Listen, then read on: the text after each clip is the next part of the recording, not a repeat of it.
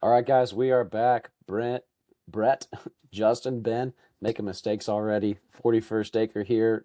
Missed you guys. Missed talking college football, Texas football specifically. Texas coming off a win against Arkansas at home, a rival, as some people call it. 52 to 37. Texas wins that game. Just looking at this game quickly, kind of some takeaways from that game leading into our game this week against A&M. Brett, what are some takeaways you saw from that Arkansas victory that we need to bring into this game or totally revamp? I'll hit on a little bit of both. One thing that I was impressed with is it seemed like we kind of stayed out of the penalty game until I think the fourth quarter. I think it was the fourth quarter where we finally had our first like offensive line penalty that hurt us. And it's just a different game when we're not penalizing ourselves, when we're not turning the ball over and getting in our own way. Obviously, I mean, is that the most points that we scored this year outside of like Sam Houston? I think it was. So I mean, on the offensive side, we only scored 45. The other 7 points came from Leonga Lafau's fumble recovery for a touchdown. But so still 45 points, though. Other than Sam Houston State and then an overtime game against Mississippi State, that's the most points our offense has scored all year. So you got to like that part that we cleaned up some of those penalties. It's Arkansas is somewhat of a rival. They want to beat you. What was the famous phrase? Arkansas hates Texas more than they like themselves. So you knew they wanted to come in there and spoil our fun, put that final nail in the coffin for the college football playoff hopes for Texas. They didn't, and our offense was rolling. So that's a really good thing going into this week. But on the other side, on the flip side, there's well, I guess I should probably hit on one other thing. Arch Manning balled out. That was his career game so far as a Longhorn. Um, Threw for a career high in passing yards. I think he had 6 total touchdowns in the game, one running, one receiving, and four passing. I mean, his trajectory from the beginning of this year to going into the A&M game. I mean, I'm not sure there's a hotter quarterback in college football right now as far as how good he's gotten. Um, he made some big plays against A&M last year, so hopefully he can carry that kind of momentum and um, play a little hero ball. We might need that. But on the other side of things, on the bad, I mean, goodness gracious, guys, just tell me with your facial expressions, how did we feel about our defense? Yeah, yeah. Our defense is just it's our defense has literally done like our defense and our offense have never been on the same page. I'm not sure we've had a full game where our offense and defense have both been clicking and playing that complementary ball that Sark's always talking about. Like the defense is just slowly regressed throughout the season.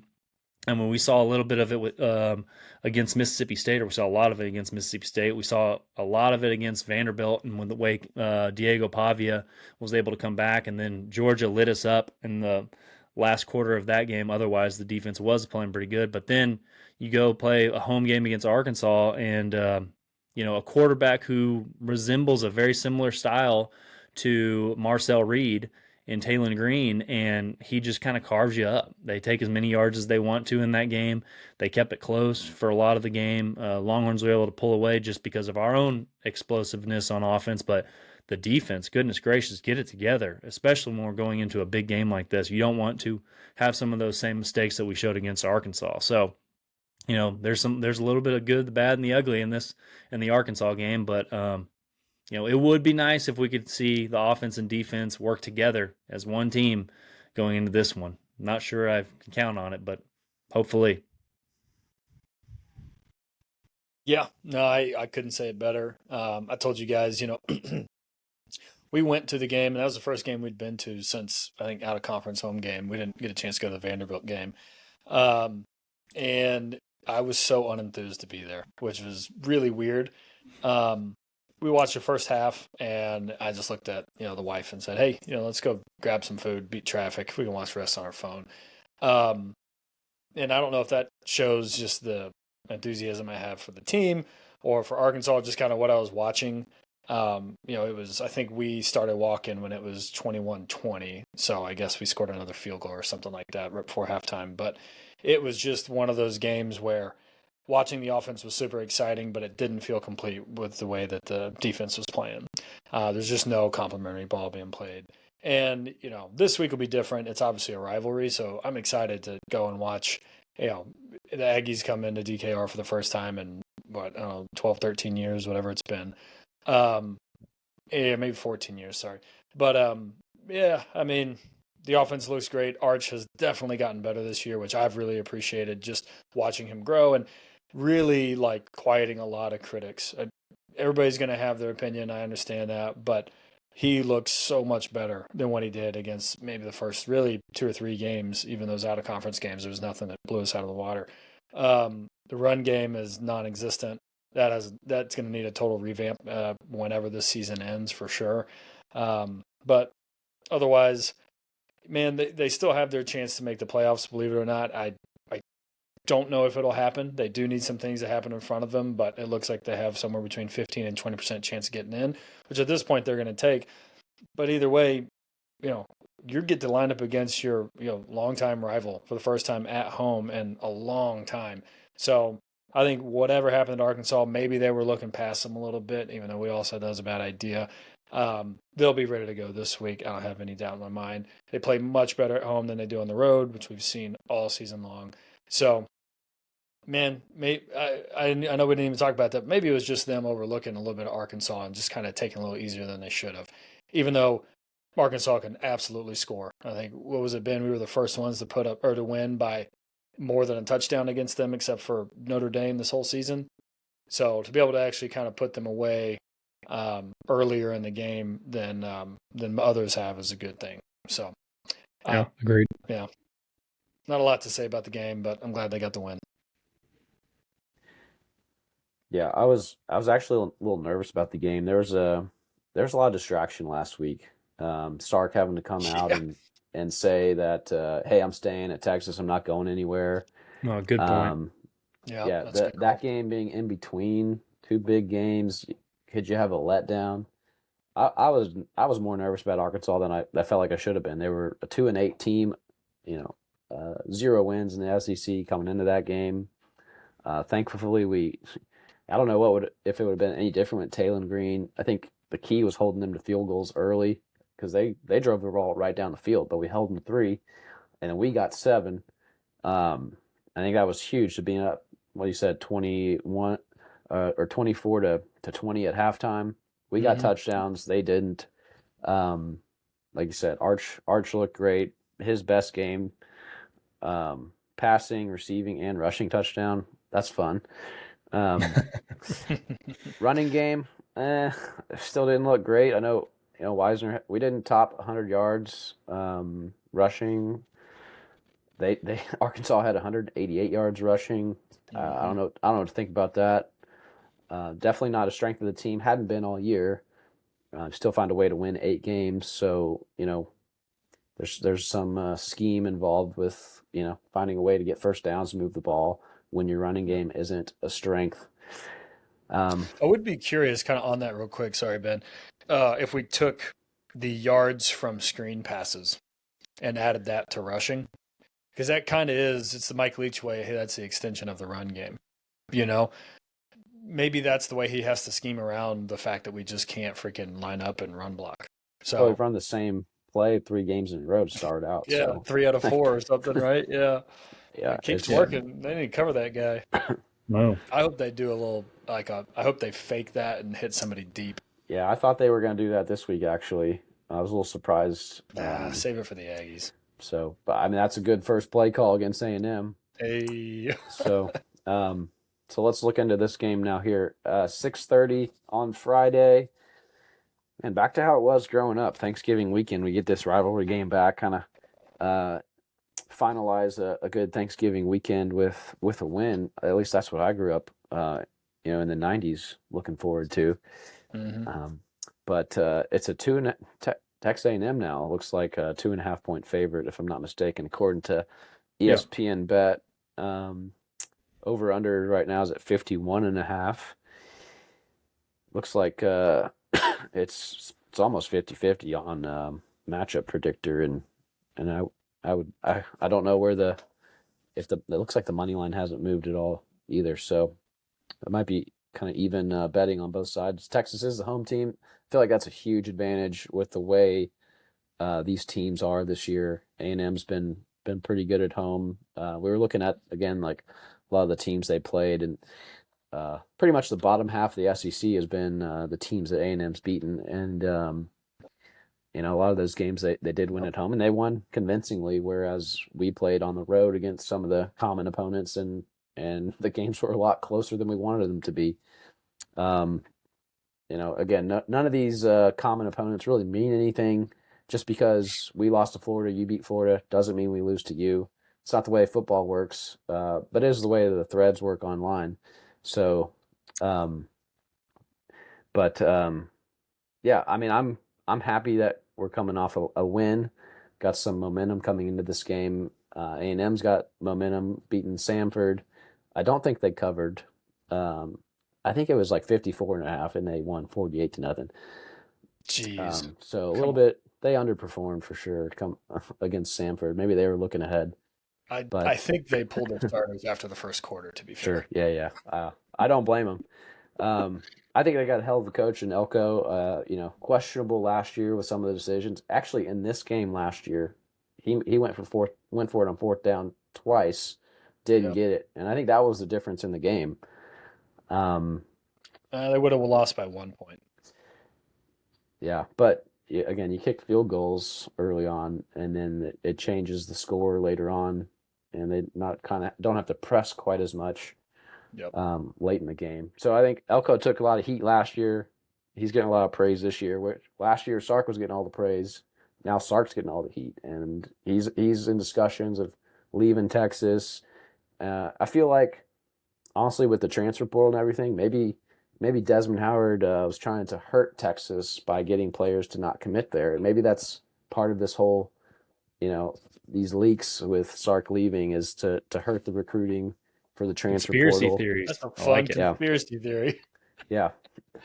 I mean, we did beat Michigan. We destroyed them last year, so I think Dez is still a little hurt about that. Um, yeah, I think I love Sark's comment. That was my favorite Sark quote from the year is, talk about something else when you take out the trash. Yeah. Like, Amazing. so, but Amazing. but anyway, looking at this game, man, Arch and Marcel Reed, like, is Marcel Reed really a Heisman candidate? His numbers and Arch numbers look nearly identical. Arch has 23 passing touchdowns. Marcel has 25. Arch has 7 interceptions. Marcel has 8. Both have 2,700 passing yards. Yep. Um, Shocking, Yeah. isn't it? so It is. Justin and I texted the Heisman this year is pretty weak. It's pretty weak. I say don't give it out to anybody unless they're like truly amazing. But Yeah. that's another discussion. Real quick, we'll get into. Let's go into our. So we got the intro there. Let's go into our Arch segment here. Okay. I think we need to rely on Arch for this game, just like last game. Didn't really have a great running game. Justin, you got some stats on the Aggie defense against the run. Like, Yeah. can we run against them? I mean, technically they're away defense. So when they're the away team, their rush defense EPA is actually kind of middling. I think it's about 81st or so in the country. So maybe it's because they're up by so much that some of those late runs that happen during the game just kind of, well, a team's just trying to get through the game. They just have some explosive plays that kind of affects that EPA. But according to, that stat, it does look like Texas should be able, as the home team, should be able to run against Texas A&M. The only thing that kind of eats into that theory is that Texas is 113th at home in their rushing offense. So while it is a weakness of A&M, it is absolutely a weakness of Texas as well. So if there is a weakness in the Texas A&M defense in this particular situation, it looks like it could be the run game. I don't know if that's exactly what I want to have Texas depend on. I think it's going to be Arch season or bust, quite honestly. And I know we talked about how he's gotten better this year so far. Brett, did you have those stats pulled up? Yeah. from game to game? I'd like to hear those. Yeah. Yeah. So, yeah, I mean, Ben hit the nail on the head. I mean, when you look at the total stats for the entire year, Archer's actually having himself a Heisman candidate style year. If Marcel Reed's a Heisman candidate, with one less interception and two less touchdowns, but his stats have just progressively gotten better, game over game. I mean, he had some where it was rough, like the Kentucky game was one of his worst games of the year. But if you look at after Kentucky, you had Mississippi State. That was a come from behind victory. We had to end up taking them to overtime and won in overtime. He throws for 350 yards, three touchdowns, and an interception. Vanderbilt the next week, he's sacked 0 times, which was, I mean, that's awesome because that was definitely something plaguing us earlier in the year. Throws for 328 and three touchdowns. So, and that's against a top 10 team at home. Georgia, I would say a minor step back, but still through. I mean, in a game where we're behind most of the game, or at least the second half, he throws for 250 yards. He had that one bad interception earlier. The three of us texted about it. Looked like his mechanics kind of regressed, like they're getting a little more pressure on him. They did sack him 3 times. But he kind of kept us in that game with that hero ball until Kirby Smart just out schemed and out coached us. And then Arkansas, we've touched on it already two other times today. He goes for 6 touchdowns, 4 of them passing. Had 389 total passing yards, and was just awesome. His QBR was 91.7. His passing rating was 212.9. He was just balling out. So he has progressively gotten better. And one thing I noticed about Arch too in that game, something that we've been missing all year long, and something we all three of us hit on before the Ohio State game, is this offense is going to be able to take the top off of defenses. We all said it. We all thought it was going to be the case. We all saw the snippets from last year where Arch was throwing dimes to DeAndre Moore over the top of defenses, and we're scoring these 40, 50-yard touchdowns. Finally, we saw that last week. I don't know how many touchdowns he had that were deep. I think it was at least 3, because I think Livingston had one, Moore had one, and I think Wingo had one too. Finally, we get to see that. Now, I really like that because that also means that A&M has to adjust for that in this game, for our ability to throw over the top too. So now that Manning's comfortable throwing those passes, he's finding the open guys down the field. It's a part of the game that we all expected, never saw it, finally are seeing it. Are we going to see some more of that against A&M this week? I sure hope so. Sure is fun to see those passes. Mm-hmm.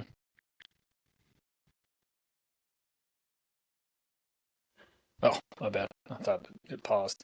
100% couldn't agree more with that. I think that definitely has a lot to do with just how bad Arkansas is on the pass defense. I was actually, when we were heading out of the stadium, we were watching, I think it was the field goal at the end, and the security guard goes, "They're going to lose this game, aren't they?" I was like, I don't know if they're going to lose. He's like, the only reason they're in this game is because Arkansas doesn't know how to defend the pass. He goes, we can't do anything else against them, but they got a complete offense. They can do almost whatever they want against us. And he wasn't wrong. So I don't know. I don't know if A&M, based on the strength of schedule that we're seeing, all right, I'm not saying whatever the CFP is saying, but I'm not sure if A&M's pass defense is 24th in the nation or whatever this is saying in this particular situation, and their rush defense just isn't that good or not. But if it's based off of the teams that they've beat in the SEC, I think you could poke some holes in that pretty easily. Just unbiasedly trying to look at it, like it's the same story Texas had against them last year. Well, who have you beat? Because every time we played a big team, we fell on our face, and it's happened this year again. Don't get me wrong, but I'll be curious how they hold up against a team that is likely just as talented as them and just as motivated as them. In a situation like this, I think A&M is a great team. They deserve to be in the playoffs, just like I thought Texas did last year. But this could be their Georgia game kind of thing, is what I'm saying. Oh, I like that. Yeah. I like that. I'm sure I'm going to catch some hell from my Aggie friends for that one.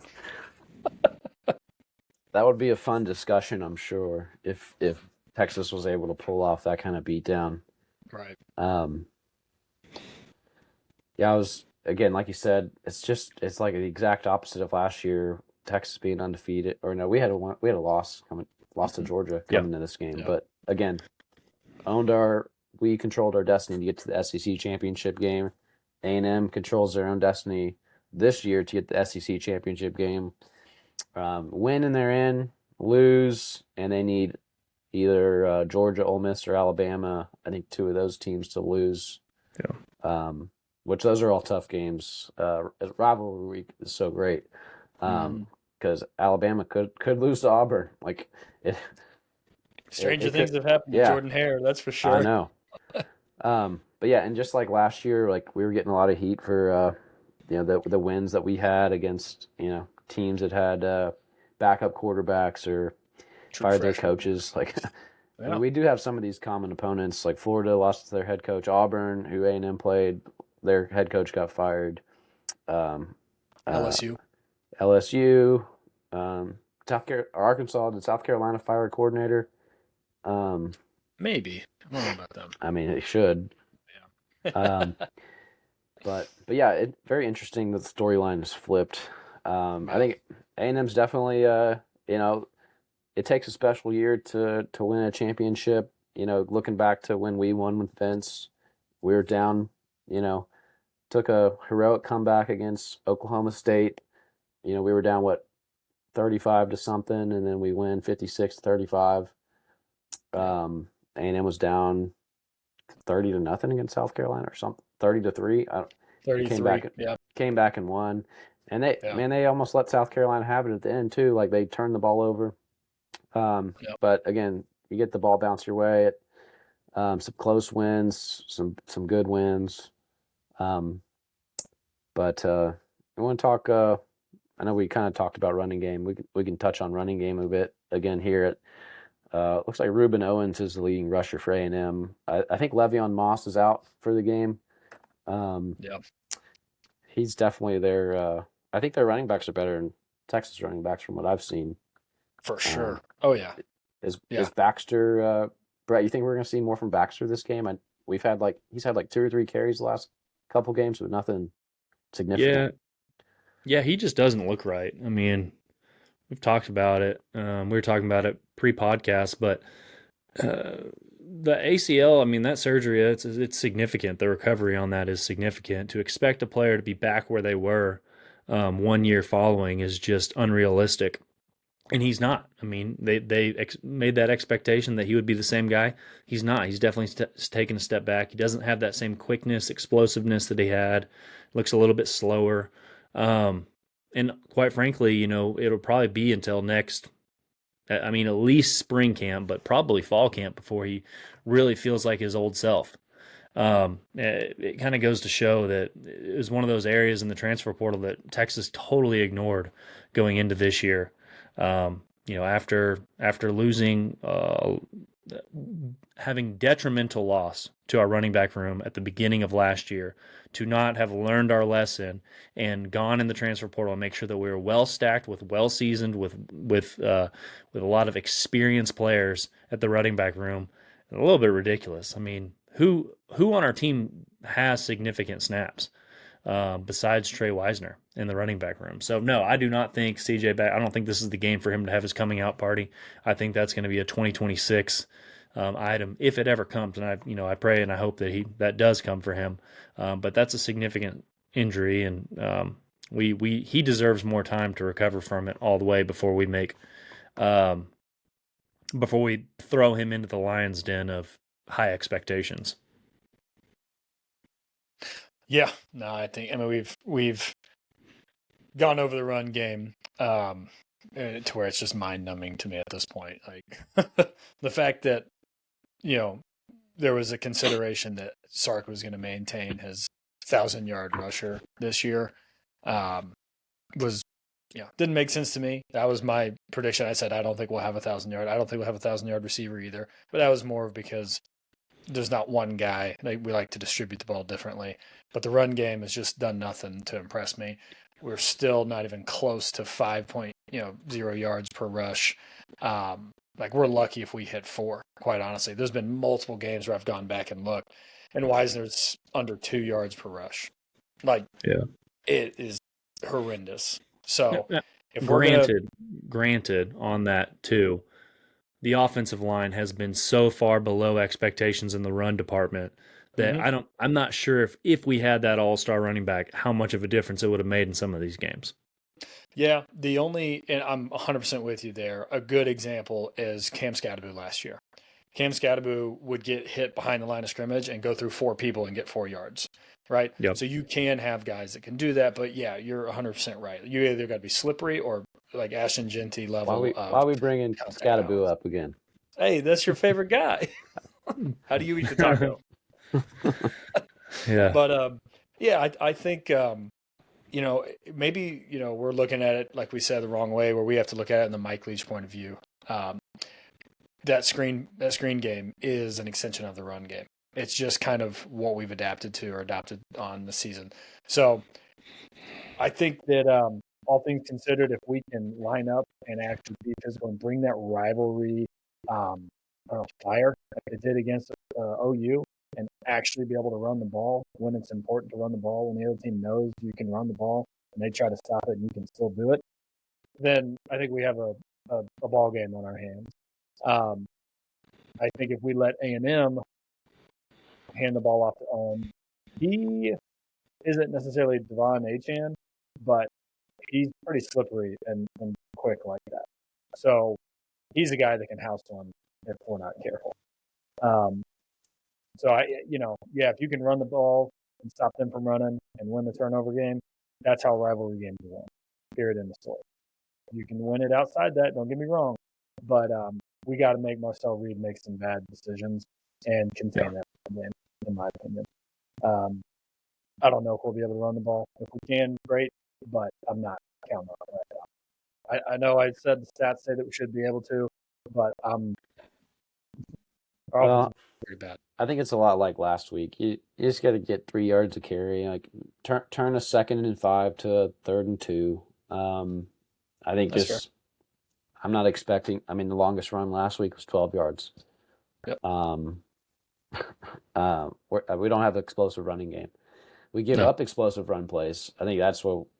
Yep, Now that's the let's danger. shift into defense, and you kind of talked about it. We'll be. I don't know if Anthony Hill's playing yet. I don't know when we'll know that till tomorrow. We know Ty Anthony Smith out for the first half of this game. So is Trey Morgan be playing off ball linebacker? Is Lee Fowle Fowle's gonna be the Mike start the game?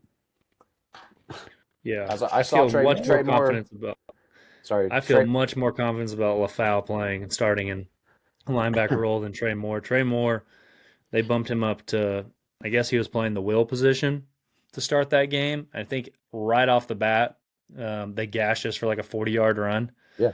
And it was because both of our linebackers went to the wrong hole. like it was awful. I will say, I mean, that's it. That's Trey Moore's first start as that at that position. Usually he comes more like of that. What is it, Buck or I can't remember. In the 3-4 defense, plays that kind of that hybrid role where he comes down to the line of scrimmage as a linebacker most of the time. But he did get better as the game went on. Made some big plays, and I like Trey Moore a lot as a player. But goodness gracious, that first couple of series watching him play true linebacker was rough. Yeah. I'm so worried about this defense, man. Like I want to hope and believe that Texas is going to find a way to win this game. I think so many things have to go right. I mean, I was starting to jot some notes, and just like on the defensive side of things, like where is our weak point right now on defense? For me, and that's where I was going to. I thought, and y'all probably thought the same thing, that getting Michael Taft back in the secondary, getting Jelani McDonald healthy, like okay, that's going to shore up that secondary. I don't know if it's a scheme we run or injuries or we're just not that good, but we've been exposed passing the ball down the field this year in several games, and not by high-flying offenses either.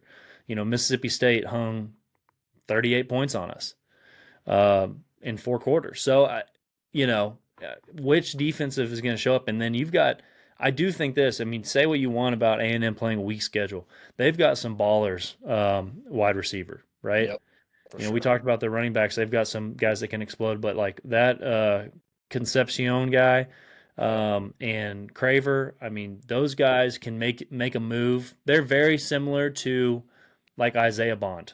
Isaiah Bond could make you miss at like the 5 yard line. And we're just naming all of Ben's favorite characters from last year. But they can make a move on like the 5 yard, like at the 5 yards past the line of scrimmage and house it. Maybe I should have said Ryan Wingo because it's very similar to what Ryan Wingo can do. But I mean, that's the kind of talent, the kind of quickness and speed that those guys have, and I do not trust our secondary against them at all because I have not seen them shut down a secondary since we played Ohio State, which now is starting to seem like it was a fluke. Well, I think Ohio State was also protecting the freshman quarterback who Might have been. is also Might have in been. a Heisman race, which with not stellar Heisman numbers. Interesting. Yeah, that's true. You mentioned those two receivers. This kid, Ashton, what's his last name? Bethel Roman, true freshman. Dude, we Yeah. cannot let him pull a Dallas Wilson on us. He caught 2 balls last week. Both of them were touchdowns in the first quarter. Looks like, maybe he's becoming that third option for them. Don't lose track of that guy. Like, he's awesome. He also had some drops in that first half, which contributed to their huge deficit at halftime against South Carolina. Yeah. Yep, exactly. So, and he's a true freshman being a true freshman, but man, that's like, I know we want to talk about the two big guys, but they're loaded. And Colin Klein, right? That's the offensive coordinator. Yeah. Yes. Hate that guy. Don't want to see him, quite honestly. Like, he knows for whatever reason, he'll bring that purple voodoo and he knows how to play against Texas. Like, end of story. So, Yeah. I mean, A&M, again, they've got a great offense. I don't think there's any doubt. If we can make the right adjustments, and what is it? We've said, play with emotion, don't play emotional. It's a big rivalry. Like, those guys, I think Ant Hill is going to be really important. I do think he plays. Is he wearing number 60? I hope so. Do you think they'll let him wear Tommy's number? He's going for the Buckus Award. This could be a game where he goes up, has multiple sacks, multiple tackles. I mean, if you gave it to Breckenhager, number 60 for a game, that's fair. You've got to give it to Anthony Hill, right? That's fair. Breckenhager, that's awesome. Yeah. And I think that you'll come and you'll see a very inspired Anthony Hill, because I think he was between A&M and Texas. He was an A&M commit all the way until Jimbo Fisher got fired. Yeah, right. He was a long time A&M commit. Smart call, Ant. Smart call. Better education, better football. Yeah. So I women cheerleaders. What we can do.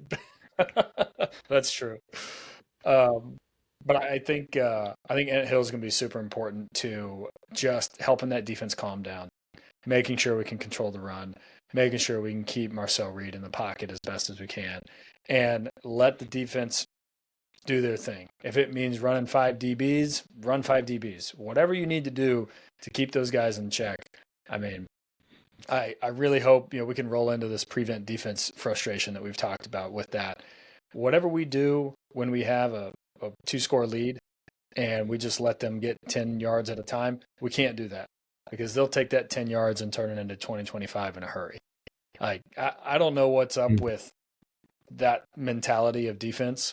If they think we don't have the horses to just line up and play ball every down until we get into the 25-yard line, but it's demoralizing as a home crowd. When I see that, I'm frustrated, and it's a lot harder for me to then ramp back up and give my all. I want to be there, like, yelling and cheering for the team, but man, seeing that defense is just so frustrating. And Brett, I know you have the same feeling about that. Oh yeah. The whole thing, just the regression. It's the inverse of Arch's progression, and but again, I don't know. I mean, when I seem to get down on this team, they always do something to surprise me. It's like when we truly take that aggressor role, we play very, very well. And for whatever reason, we can't do that against Georgia. Even though we're the underdog against Georgia in most of the games that we play against Georgia, we are not the aggressive team. But we were the aggressor in the OU game, right? And Sark just seems to have something else dialed up, or a simplified offense, or something that he knows is just going to work. It's like he's studied so much film on the opponent. He's like, I know exactly what's going to work, and I'm going to do it over and over again in this game and just punish you with that. And we did it against OU with the outside zone. We didn't think we could run the ball at all, and then all of a sudden, yeah, there we go. We start running the ball good enough to win that game. Defense absolutely balls out, stops John Mateer, who was a Heisman hopeful at that point in time. Right now, you've got Marcel Reed. He's a Heisman hopeful. You've got an offense that seems to be clicking on all cylinders at A&M's offense. Their defense is able to get the pass rush home. Who knows? Like, is Sark going to be able to? Does Sark have the same relationship with Elko as he does with Venables, where Elko's just going to be his bitch, and and that's just going to be how this game's going to go, regardless of who the better team is? I don't know. I hope so. Because right now Sark is Kirby Smart's bitch, and it would be nice to have a couple of Bitches. a couple of bitches underneath Sark. Just to, one rung below him, where they just can't get over that hump of having to play a Sark offense and a Kwiatkowski defense, and we just have it in for them. I kind of feel like that could be the case.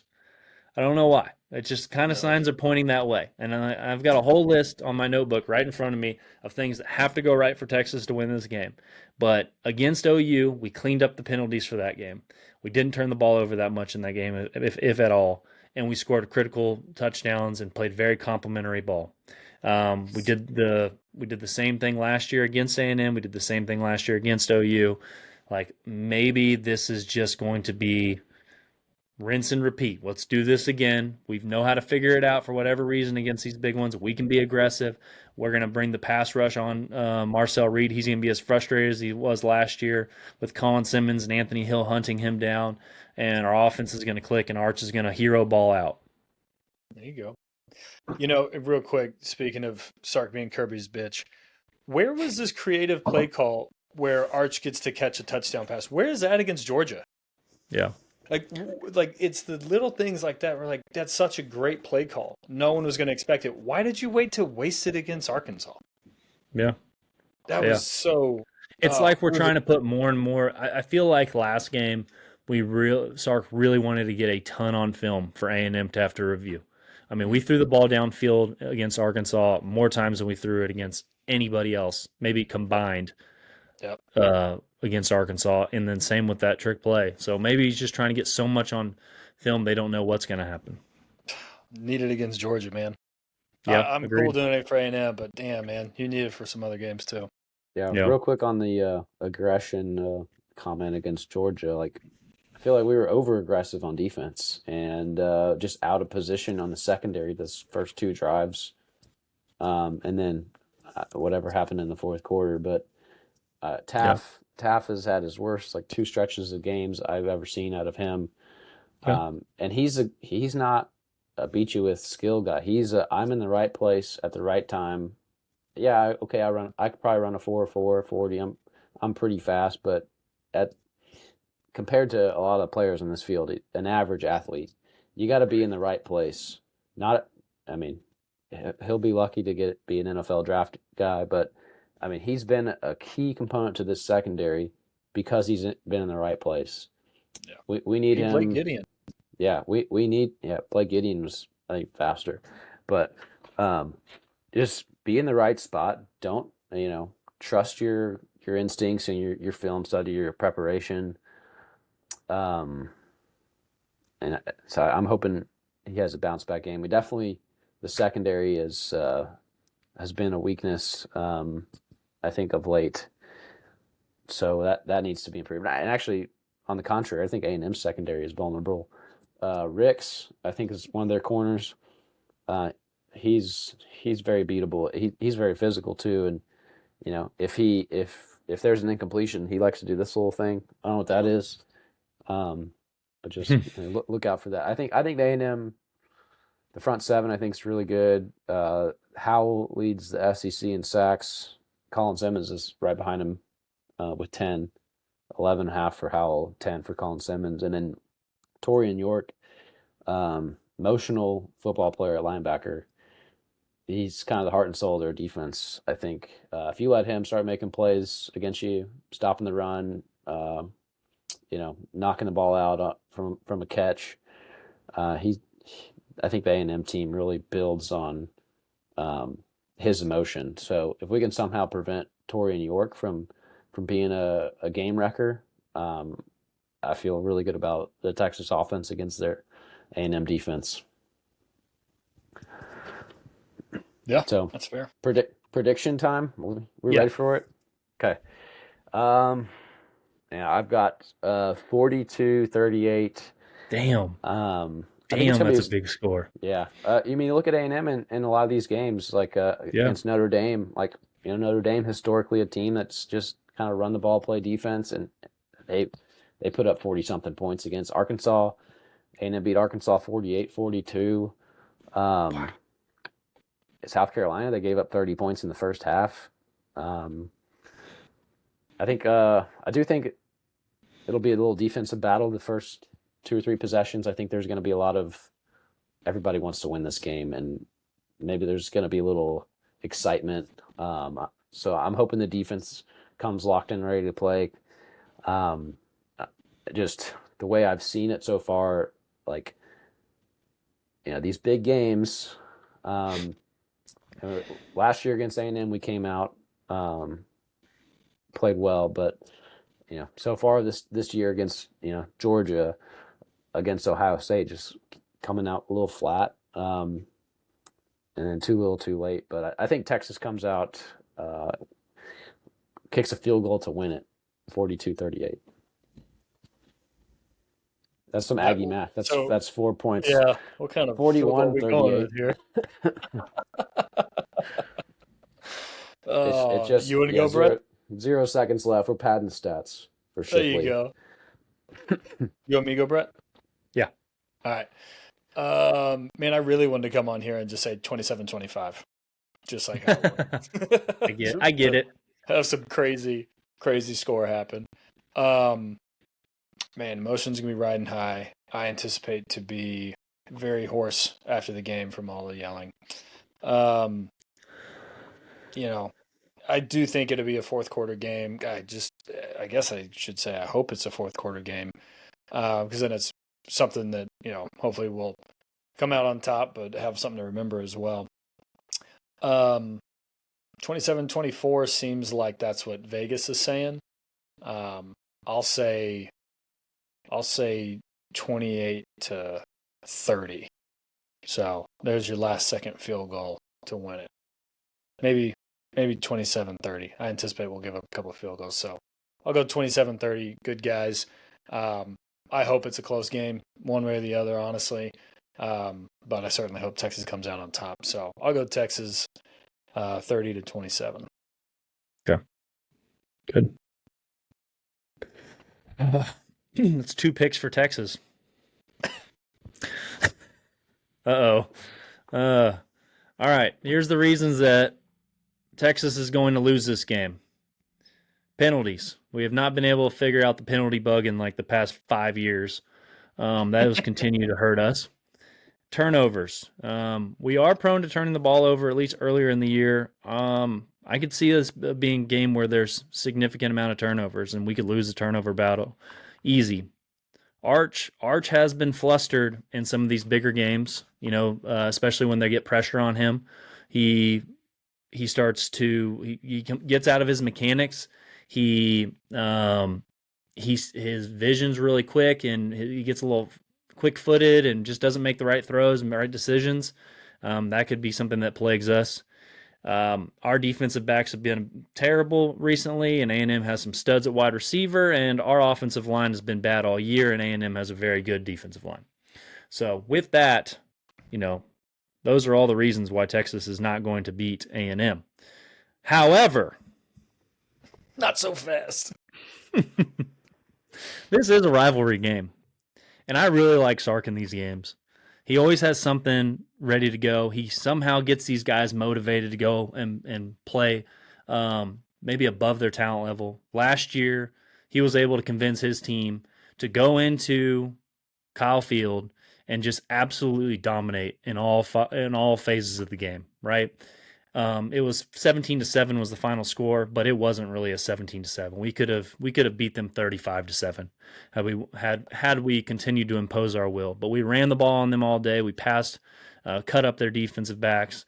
It was ripe for the taking, and our defense looked really, really, really good. Ethan Burke had some significant plays. Colin Simmons and Anthony Hill made plays throughout the game. And that's the type of attitude and the expectation that I have for our Longhorns going to this game. It's your first game against your historic rival in, what'd you say, 14 years? In 14 years in Austin, right? We get to welcome A&M back. How much fun is this? A&M is undefeated. They're looking to have their first undefeated season in God knows when, probably sometime since before World War II.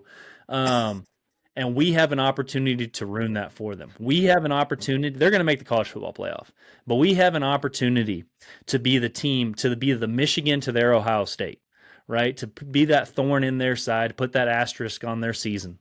And we can do that.